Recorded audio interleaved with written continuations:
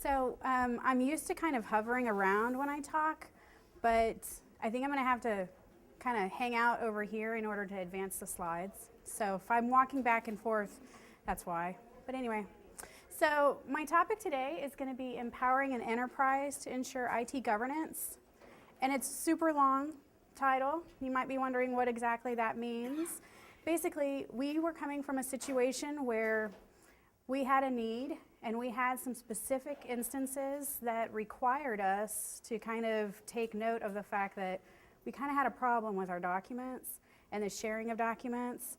And then we had some logistics problems as far as regional locations go. The IT governance part took over because we do have a central Office of Information Technology. But to be quite honest with you, they're busy doing a whole bunch of other things. And their time frame and our time frame weren't really matching up. So we kind of took this project in-house and said, okay, well, we're going to go to IT when we absolutely must go to IT.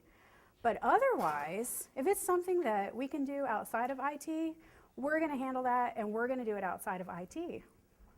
So what we pretty much did was said, okay, let's look at having some support staff just for this project. And just to kind of introduce you, of course, that's my information, but I also put a coworker's information up there because typically on a topic like this, Trevor would actually be with me. I'm missing him greatly, but he just had his first child last week. So his wife had a C-section and he's at home taking care of her. Mom and baby are totally fine. It was a baby girl and her name's Keely. So, but I'm missing him a lot right now. So to give you some information about specifically the Health Science Center at Texas A&M, we do have 5 colleges, and then we also have centers and research institutes. So we've got the College of Nursing, Medicine, Pharmacy, Dentistry, and School of Rural Public Health, and then we've got some other centers. I put the cities or the towns of each of those locales just to give you an idea of logistically how far away we are from each other in Texas. Uh-oh. There it is. So I don't know how familiar you are with the state of Texas, but there's a map. All the stars denote where the Health Science Center is physically located. So we go all the way from McAllen, which is a border town with Mexico, all the way up to Dallas, which is where the dental school is located. So we could have a big problem because we can only have one administration office. That's located in College Station, which is about the middle of the state. It's right there. So one administration office, but several regional offices means everybody in those regional offices that is providing information for payroll, for invoices to be paid, for academic procedures or for student information, all kinds of processing information has to come physically to College Station to get processed. Once it's in College Station, our offices process it, and then out it goes. There's some seats here on the front if you want those. Thanks. So a few years ago, we were experiencing some difficulties. You might be able to relate to some of the things that you see here. I hope that you can. We had a continuous growth of paper documents. We had escalating FedEx and DHL charges because those regional sites were overnighting documents to our office. That was expensive. We had an interesting situation with some new buildings and facilities. Back during this time, the state legislature in Texas had given us a quite large allocation of funds so that we could build 2 new buildings on a brand new campus. So this is going to be like the first ever for us to have our own individual campus, and we got 2 buildings going up. Project manager comes to visit me one day, and she says, "Now, Kristin, exactly how serious are you about this problem we have with all of our documents?" And I'm like, "Well, I'm pretty serious about it." And she's like, "Well, here's my thought. In the design phase of those 2 new buildings, the administration offices were slated to be 10 feet by 15 feet. It's a pretty nice size office. She was thinking file space. But she had a problem because the state legislature likes to give you money based on classroom space and research space. Admin space is not something that anybody ever really wants to have a lot of. So she said, okay, well, if you're really serious about it, I'm cutting the sizes of these offices. Oh my. That was a little bit of pressure because she's about to make a significant change to the design of 2 new buildings based on the fact that I really think we should have a document management system. Wow, I hope this works. If not, oh dear, I hope I can get another job somewhere else, right? So she does that. She breaks all of the offices down to 10 feet by 12 feet. Each floor in those 2 buildings were going to have dedicated file space, and it was all gone. No more file rooms, no more filing cabinets were ordered for the offices, none of it. So now I knew I really had to get this thing going, and it better work. I was motivated. So we had some other issues. We needed to manage our records retention and also that knowledge management issue. We had a couple things, didn't really get us into trouble, but people in the regional offices were holding on to stuff that they didn't need to hold on to because we had it at the administration offices. You know, they would make copies of stuff before they sent it to us because they didn't trust that they'd be able to see it again. Well, that had caused us some minor issues with some open records requests and things like that, but nothing big. So, especially after that project manager contacted me, I was like, okay, form a committee. It is a university and we do like to work by committee. So, committee got formed and we had a main charge.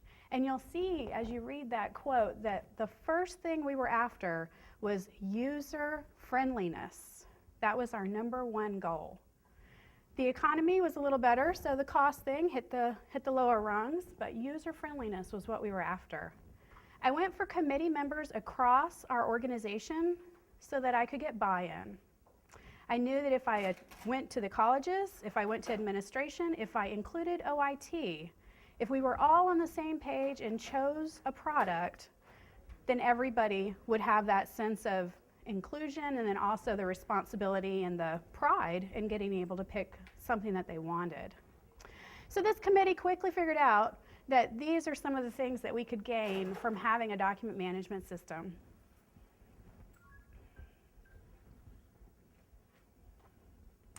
We looked at 3 products. We looked at Laserfiche, FileNet, and then we also looked at Liberty IMS.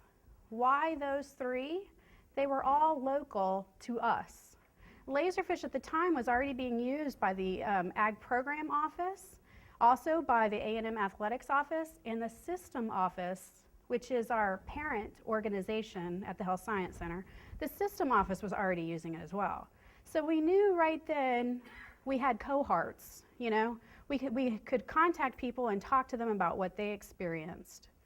FileNet was the same way. A&M's Financial Management Services Department, they were using FileNet. We know the people over there, so we could talk to them.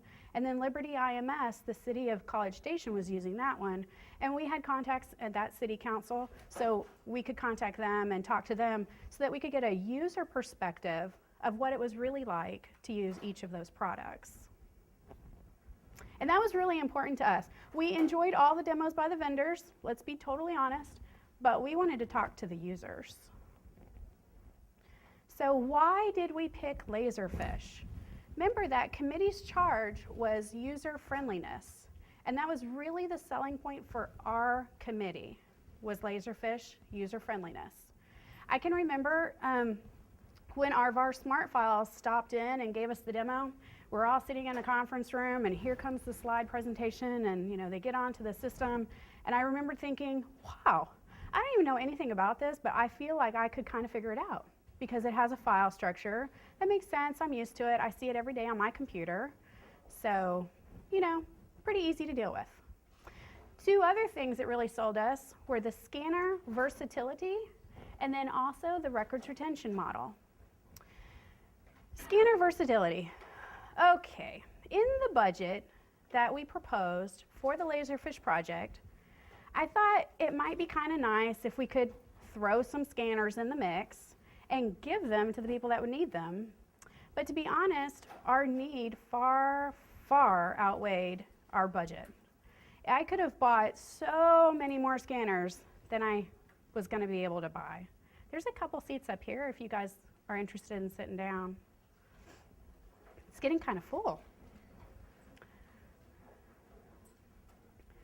One of the things that sold us was that TWAIN capability, because although we had money in our budget to buy some scanners, we couldn't buy them all, we were able to provide colleges and departments with a scanning station. That was our goal. Couldn't get you scanners personally, but we could get you one that everybody could use, knowing that the college would go out and buy their own scanners with their own money. We knew that in order to make it affordable to those colleges to allow them to do that, it had to be a versatile driver, basically. The scanner had to be compatible in a large marketplace.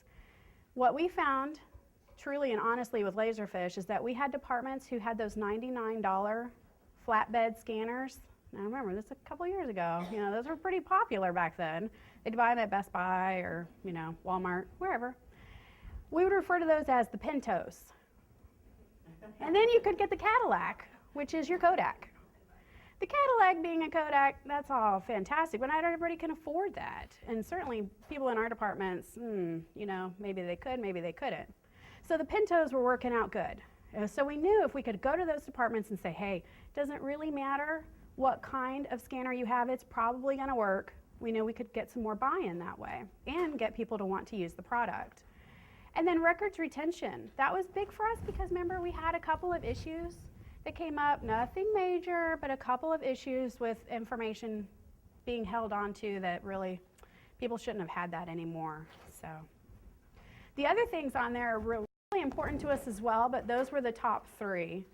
I don't know if any of you are in the medical field or the student field, but FERPA and HIPAA compliance was big for us. We pretty much had to look at vendors who could not be FERPA or HIPAA compliant and kind of we couldn't consider them because that's just something for us that we absolutely had to have. So we decided on Laserfiche and we made the purchase for Laserfiche. Committee was pretty much disbanded at this point, and I found myself sitting at my desk by myself with Laserfiche wondering what to do now. How am I going to set up the file structure? What am I going to do? Two things kept going through my head. The first thing was, you know, the stuff that I have in my office and how I file it in my office might not be, and I know for sure it isn't, how everybody else in our agency files stuff. Plus, I had to also keep in mind that those regional departments, they were holding on to copies of the stuff that they had sent our central administration office to process.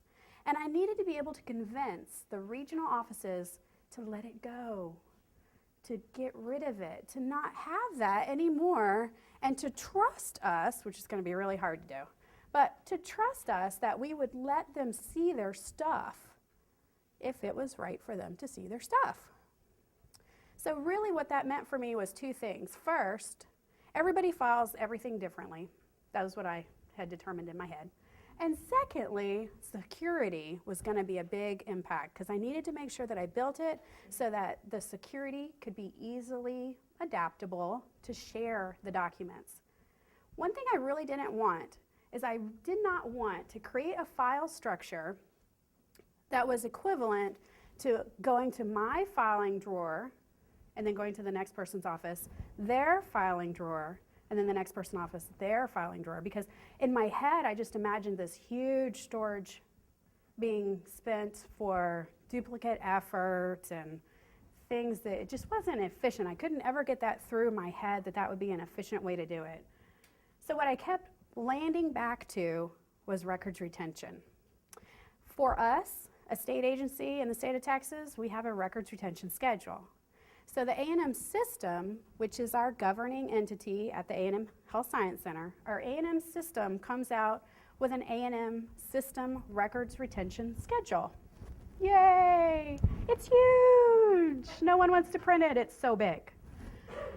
But it is broken down by subject matter, and then each of those subject matters is numbered, okay? So in my head, I saw file structure. Because If it's by subject matter, then I could have subfolders for the colleges or the vice president's offices or whatever it might be. But if it's by subject matter, that's key. And it kind of makes sense because if I had something in my office and my neighbor had something in his office, when we went to get rid of that item for records retention purposes, it didn't matter how we filed it, it mattered how it came up on records retention. Okay, I knew I had a lot ahead of me because let's be honest, who files willingly by records retention? No one. I wasn't doing it. Who would want to do that? So I had to keep thinking, how am I going to sell this? Okay. Set up the file structure. When I set it up, it mirrors our records retention. It's huge, remember? Huge. No one wants that thing.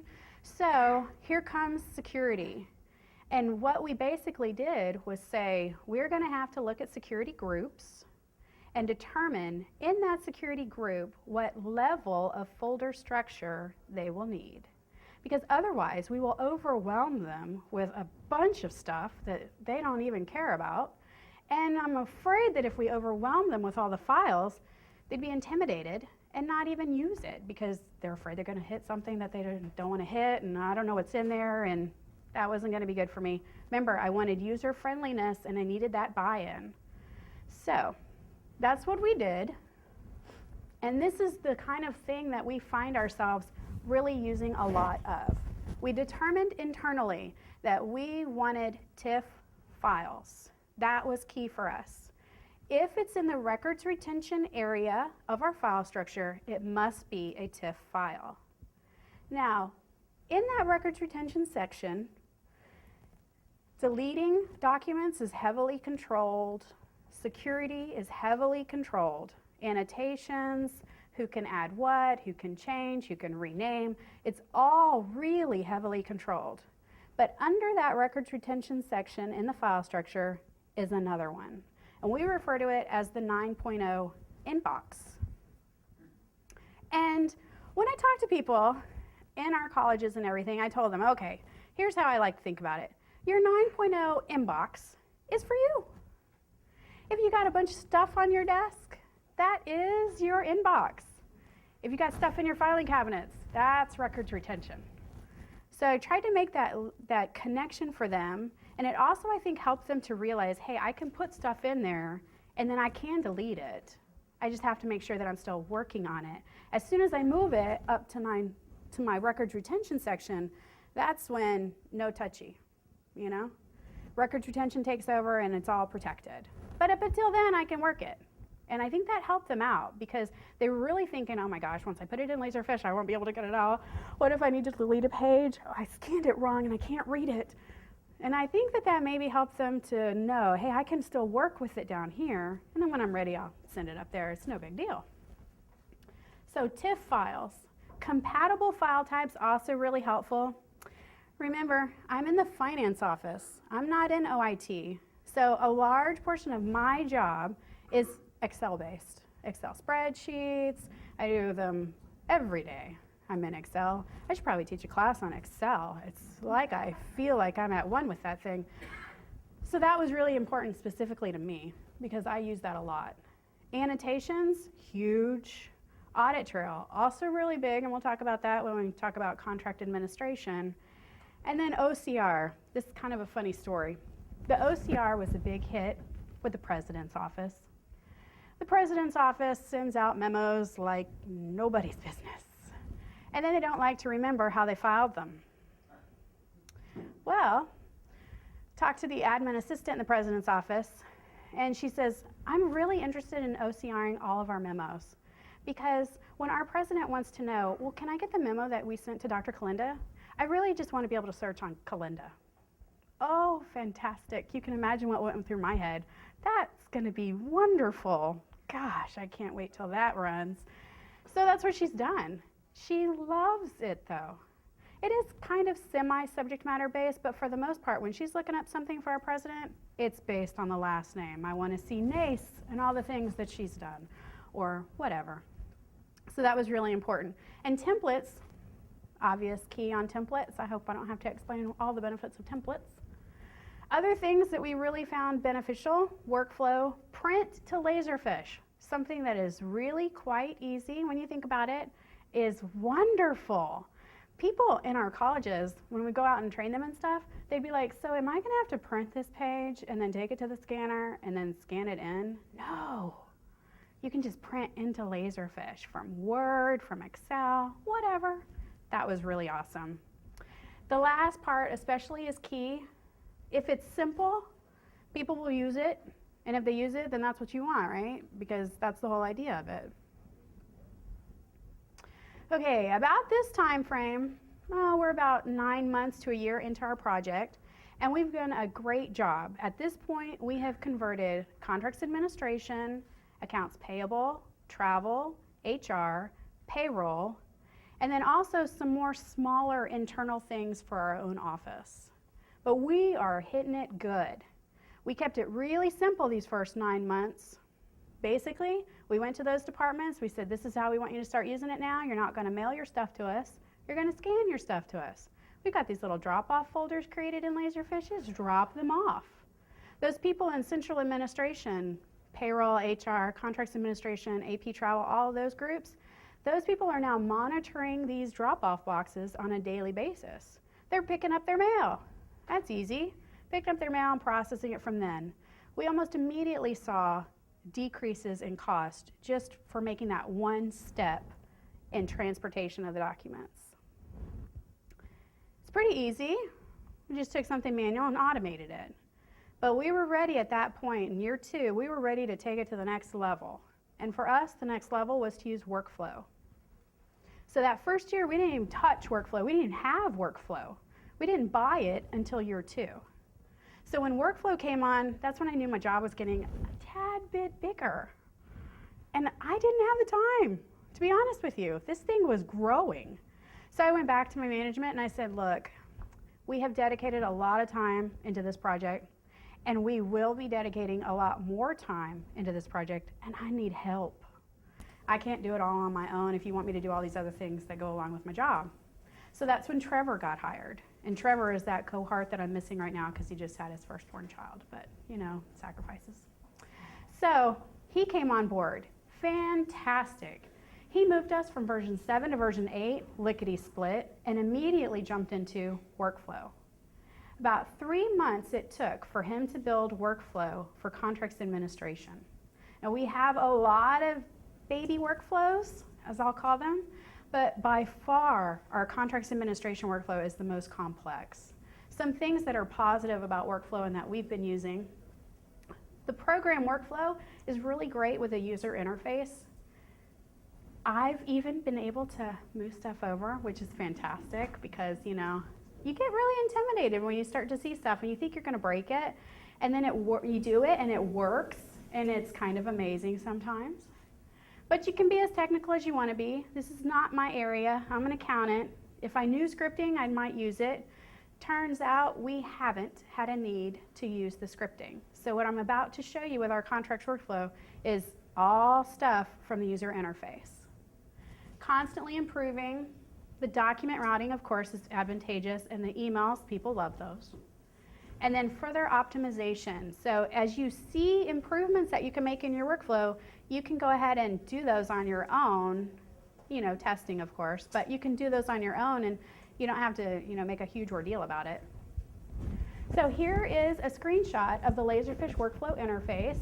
If any of you are interested in workflow, I'd really advise you to sit in on a couple of classes, specifically a lab, an intro or an intermediate lab. That's what we found super beneficial.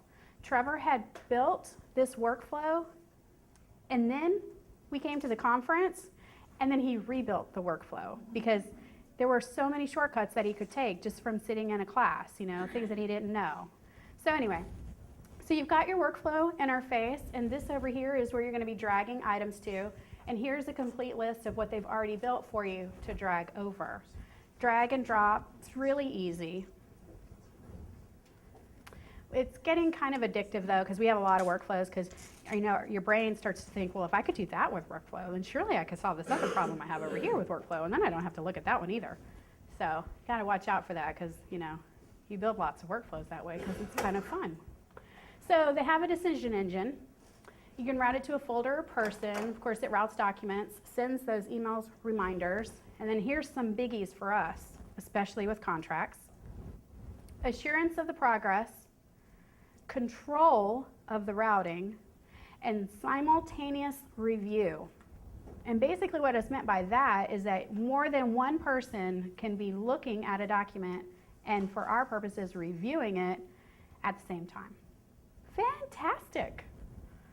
Because this is our contracts workflow. Kind of did a then and now for you, just to give you an idea of what happened. Then, all the contracts were paper. Ooh. They would physically be mailed or FedExed or DHL'd or whatever to the central administration office every day. Ooh, that's not good. There were a few times people would get smart and send an email or whatever, but our contracts administration office, they are very process-based, and they want you to follow the process. And the process was send the paper copy of the contract. Ooh, okay. Now, of course, they're scanned. They're scanned and they're dropped off into a folder in Laserfiche. Things are good. Transmittal form. The transmittal form is this document. It's a one-page document that our contracts administration group uses, and it's basically got all of the pertinent information, quick and easy. Who's included in the contract, so what are the parties of the contract, what about cost, the terms, what's the beginning and the end date, and then a generic little, this is, pretty much what the contract does. Fantastic. At the bottom, it's got signature blocks. As the contract makes its way through all the many people that need to review it, each of them sign off saying that they saw it. Ultimately, it makes it to our president or our vice president for finance for actual signature of the contract. So that happens in the contract body itself. All these signatures on the transmittal form are literally, yes, I have seen this contract, and yes, I have reviewed it. Looks fantastic. Keep going. So, transmittal form. That piece of paper is no longer needed because we changed all of that into a template. Yay! Less paper. Template. It's pretty good. It's a pretty long template, to be honest with you. It's got about 20, 25 different fields. But we've been able to use the security on the template fields themselves so that not everybody sees all 20 to 25 template fields. Remember, if it's overwhelming, my fear is that the user is just not going to use it because they're going to get frustrated. So keeping it short and simple. The review process. Here comes the paper contract. It's got the template form on it, or the transmittal form on it, and out it goes to be reviewed. Our contracts office, heavily scrutinized. If a contract's over $50,000, it has to go to our Office of General Counsel. $50,000? Are you kidding me? Yep. If it's over 5 years, it has to go to the Office of General Counsel. If it's over $100,000, the president signs it. If it's over $200,000, the chancellor signs it. If it's over $400,000, the Board of Regents sign it. Oh my gosh, this is draining. If it's got risk management involved in it, potentially for medical issues, student issues, research issues, anything like that, it has to go to risk management. Oh, did I say research? The vice president for research needs to review that one too. If it's IT related, send it to the CIO. He needs to review it. It goes on and on and on. And all these decisions are made by the contracts administration reviewers themselves. So they get the contract, they review the contract, and they're making the decision as to which bodies need to now review these things. Fantastic. In the past, they stuck it in a yellow folder. It went to the first person's desk. About a week, okay. Now it goes to the next person's desk. He's quick. Same day. Over here and over there and all of those places, it would take many months in some cases for this review process to happen. It was chaos, to be quite honest with you. More than not, departments were calling, wondering, where was the contract? Why has it taken it so long to get through this process? Heaven forbid modifications are needed. Because along the way, any of these reviewers making sticky notes or crossing language out and wanting new language in place, modifications have to go back to the department that originated the contract, change them, and resubmit the contract. Oh, it's exhausting. You wonder how anything ever got signed, to be honest. I had that conversation, how does anything ever get signed? Because it takes forever. So now, of course, electronically submitted.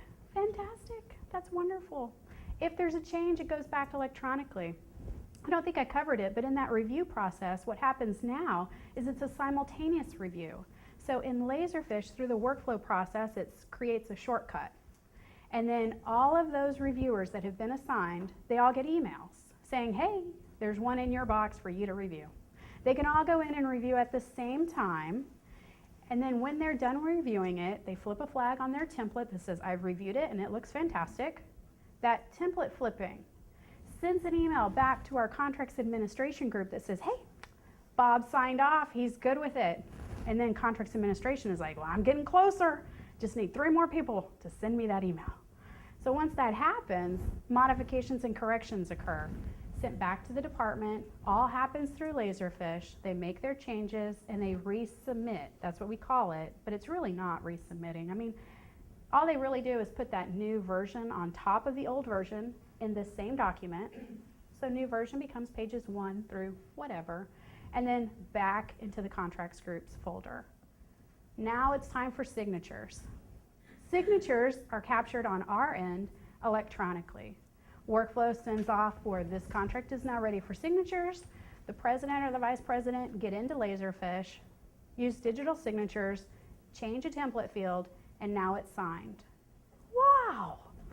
Off it goes to the other entity. Now I gotta tell you, sending it off to the other entity is kind of interesting because we have so automated our side of the house that we are like programmed to think they are gonna love the fact that we're gonna send them an electronically signed contract.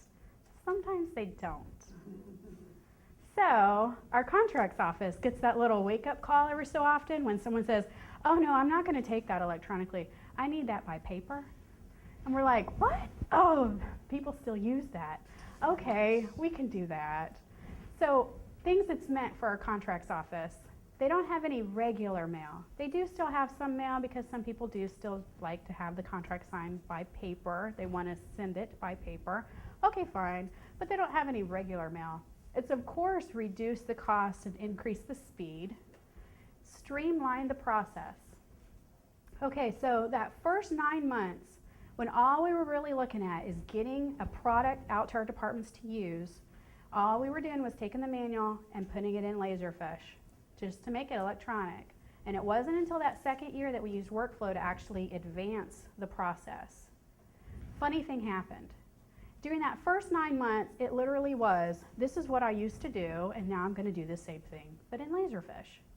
When workflow came into being, it took 3 months to build that contract workflow because it was a complete analysis of the process. You sit down and you think to yourself, why am I going to build a workflow that doesn't make any sense to me? Maybe we should think about why we're doing it a certain way, because I'm going to need to make some changes and might as well make the changes now. So it really streamlined it for us because we found logs, damned, things like that that we just really weren't that aware of, or we thought it was a small problem and actually it was a really big problem for us and we didn't even know it. So increased a user awareness. They love it. The Contracts Administration Office loves it. It used to be where they felt like they were just a processing office where all they did was take the contract, read it, and route it. And they felt like that was really all that they were doing. And bringing workflow in and getting them involved in the building of it, because we had a few meetings about what they wanted and how we can make their jobs easier and things like that, they really started to like this. It was real easy for them to see how it was going to make their life better. Simultaneously reviewed, that's of course definite improvement. And then the electronic signatures and the routing. I'm going to touch base with you just real quickly on the tracking and the routing because we had some really interesting things happen. We have a president of our university who will let things go as long as all is good in the world. But if one thing happens that makes her mad, then off she is, the flashlight is now on your department, and you will have some explaining to do. And what happened was people in the departments would start to complain about how long it took for contracts to get through the process. And instead of complaining to the contracts office, they would complain to her. And so here comes Dr. Dickey on to the contracts manager. And unfortunately, I had the unfortunate opportunity of being in the room at one point in time. And she laid into him. Well, undoubtedly, he thought he was going to get fired the next day. She was mad.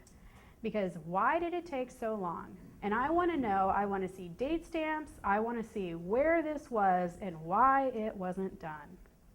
So our contracts officer, Tommy, has said on more than one occasion, he really believes that workflow kind of like saved his job. Because for a while there, he was really thinking he didn't know how he was going to be able to meet her expectations, because when people complained, she listened. Gosh, don't you wish sometimes that when people complain to your boss, that your boss would be like, I'm sorry, you have to go talk to them. You know, I'm not getting involved. I know he was wishing that. I wish that on time or two. But tracking and reporting really, really helped Tommy. Because what happened was those departments continued to complain, okay? Well, now workflow was there, Laserfiche was there, and it was tracking all of this stuff. So Tommy would come over to us and be like, okay, I've got this one contract. I need you to tell me where it's been and why. And, you know, not necessarily why, I shouldn't say that, but where it's been and how long it's been there. Okay, so we'd run audit trail reports, and sure enough, take them back to our president, and our president would then call the department. We've had that happen a lot in accounts payable and in travel. People call up and say, you know, my trip was 2 months ago, and I still haven't gotten reimbursed. What's taking so long? Well, we run a report off of that particular reimbursement. We find out that our travel office got it 2 days ago. Well, we can't help you from your department until us. We can help you from us until your payment. So anyway, quick side note on that. This is something kind of interesting. Last week we had some keynote changes or key personnel changes in our area, and my vice president is now over the OIT office. Huh, surprise. Okay, so it's on an interim basis right now, but you know, things happen. So he comes to me and he says, all right, Kristin, we've got a problem. And our problem is, I don't want us to get a reputation where we're going to tell people the only thing we're responsible for is the stuff that hits our office, and until we process it. You know, we've got travelers who are complaining that their travel vouchers are taking so long, their reimbursements are taking so long to process. I don't want to hear anymore that we got it here and that's the only part we're responsible for. And I said, well, what do you want me to go and to tell the departments that they need to improve their stuff? Yes, I do.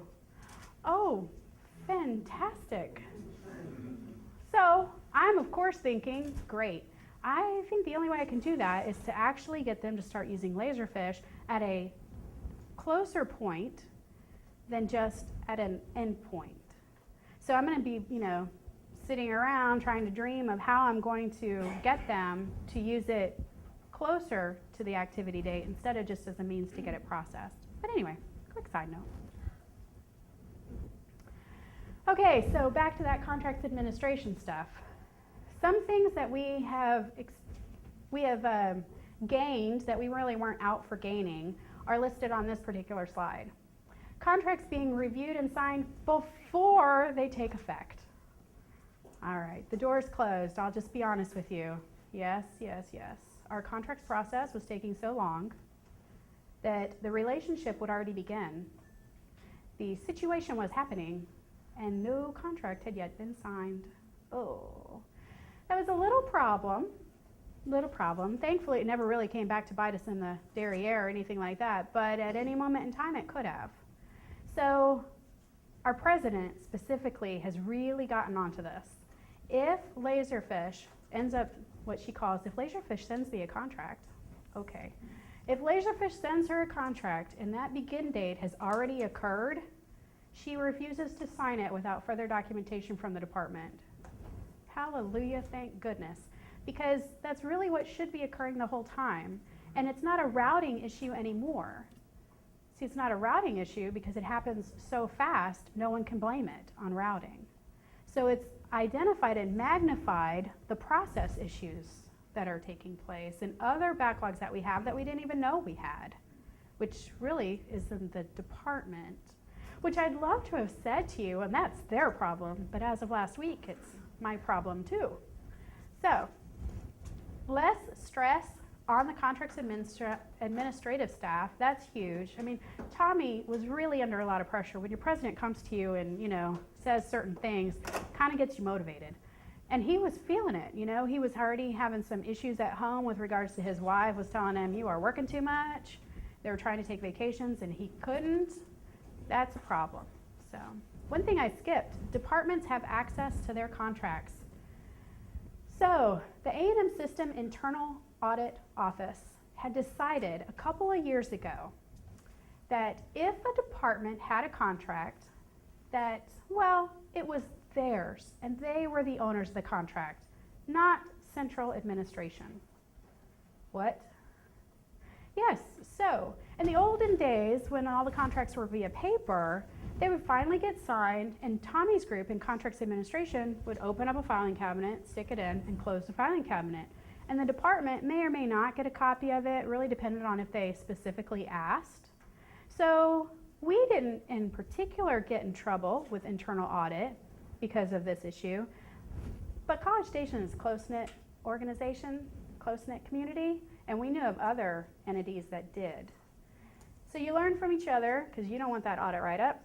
So through security, we were able to have the departments have access to their own contracts.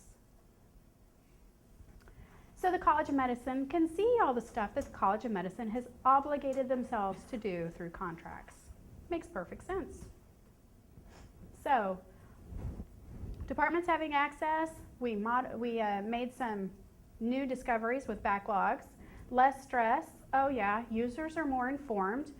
All of that routing that takes place and the emails that are triggered through workflow and all of those things. Well, the departments that were actually having the contracts, negotiating the contracts, they want to know where it's at. College of Medicine calls me up and says, well, if it's because risk management hasn't signed it, I want to know. Fine, do you really want all those emails? Yes, I do. Okay, fine. We don't care. If you want to know where your contract is at any moment in time, that's fine with us. And users have taken ownership. You could probably just tell from me talking about it how they've taken ownership. They really believe that that workflow process is theirs and they are in control of what happens to that contract, which is vastly different than the way it used to be. So, some things that Trevor would want me to tell you if he were here. See, I miss him. Some things that he'd want to say. Okay, unlike a lot of pieces of software, Laserfiche hands over the keys to the kingdom. He likes that phrase. Keys to the kingdom. Scripting and developing. Remember, I'm not an IT person, but he says scripting and developing solutions are great and specific to certain problems. And then, of course, the reason why you're here today, the annual conference. We have learned so much, specifically with workflow, but in many, many areas, just from attending this conference. And so it's definitely a priority for us and something that we gain a lot from. So, quick and the short is that over the course of just about 3 years, we have 450,000 documents, 275 users. We span 8 cities in the state of Texas. Our president's office, she got on the trail and decided, she wanted to reclaim some file space. So they did that in one summer with a student worker, which y'all that don't work in universities, I don't know how you make it without student workers. Whew, they are great. Student workers work part-time basically, a little bit more than minimum wage, but they will do anything for you because they love having a job. Wonderful. They can scan. So they did. And they scanned a lot. Also, those recent campus news, I talked about those 2 new buildings that we built. Fantastic. One opened in July, this past July, and one is set to open in the upcoming spring. Those people in that building that opened in July, I've had more than one conversation. They walk in, I'm taking the tour. Oh, Shirley, so nice, your office is beautiful. She says to me, yes, but I have no filing space. I said, oh, remember? We talked about this. She's like, yeah, when are you coming by? Because I really need to get my stuff in there now. I'm like, yeah, suddenly I'm popular again. So that's nice. And then also sharing our success, much like this, but we did work with A&M, the main campus, the main university, on a committee that was charged with determining if there was maybe one vendor who A&M would support and move forward with all further implementations. And they looked at quite a few vendors, some of them that were mentioned that we had looked at. And anyway, what they decided was that Laserfiche was going to be the product for them. So for A&M System and et al., it's basically a situation in Texas with those universities that if you are going to be looking at obtaining a document management system, or if you have one that will require significant dollars to upgrade, you must consider Laserfiche. And more than just consider it, you have to have a written reason as to why Laserfiche would not suit your needs. So A&M as a whole has really, really embraced Laserfiche. We've seen a lot of positive benefits from it. One thing I want to point out that kind of would hope to share an idea that, I don't know, maybe you could use, is that in that contracts area, remember I had said if it's over $50,000 or if it reaches 5 years or anything like that, our Office of General Counsel has to review it. The Office of General Counsel is housed about 10 miles away from our office, and they are actually the A&M System General Counsel. They are not the Health Science Center General Counsel. So they are a much more broad legal operation for us, but they have to review it. Fantastic. Trevor went over there one day, installed Laserfiche on the needed computers, gave them VPN access because it's all behind their firewall, and the legal officers at that office log into our edition of Laserfiche to sign off on all of those agreements. So we've kind of looked at basically if there is not a way it could be done in Laserfiche, then okay. But if there is a way we could be done, let's do it that way because all of it is together. During the pitching phase, when I was going up to our president and convincing her that this was going to be a great idea, she says to me during one of the meetings, she said, well, now, Kristin, are you telling me that I will be able to look in Laserfiche and see everything? Yes, if that's what you want, you can do that. She's like, okay, so I'll be able to look in Laserfiche and see your performance evaluation? Yes. And your point is? She was like, I want to see everything. Okay, fine, you can see everything. No big deal. She doesn't want to see everything, by the way. We gave her everything that lasted for all of like 5 minutes. We were up there. It's too much. So, okay, let's pare it down to what you really want to see. No big deal. So now all she really sees is signing of contracts and, other things like that. So anyway, we've had a lot of success. I hope that through some of what I've mentioned that you're able to take some of that and maybe use that or use that story or that sales pitch to your departments or whatever so that you can maybe advance Laserfiche wherever you are. Are there any questions? Yes. What are you guys using for electronic signatures? Right now we're actually just using the 2-point method, which is to have the digital signature in place by the person so that it's a private stamp, and then also the template, the changing of the template. So you're just using the Laserfiche stamp feature? Yes. Not an actual digital signature? Yep. We have looked at the possibility of using a digital stamp feature, but at that same time, we got our legal counsel involved to determine if there was a true need to do that. And they backed up that in the state of Texas, it's compliant with what's required for the state of Texas. So we've gone with it thus far. I really believe that in the future, we will end up doing some form of software for the digital signature. I just really think that way because I can just see that happening. Not that anything's happened, I can just see that as an advancement that we would make.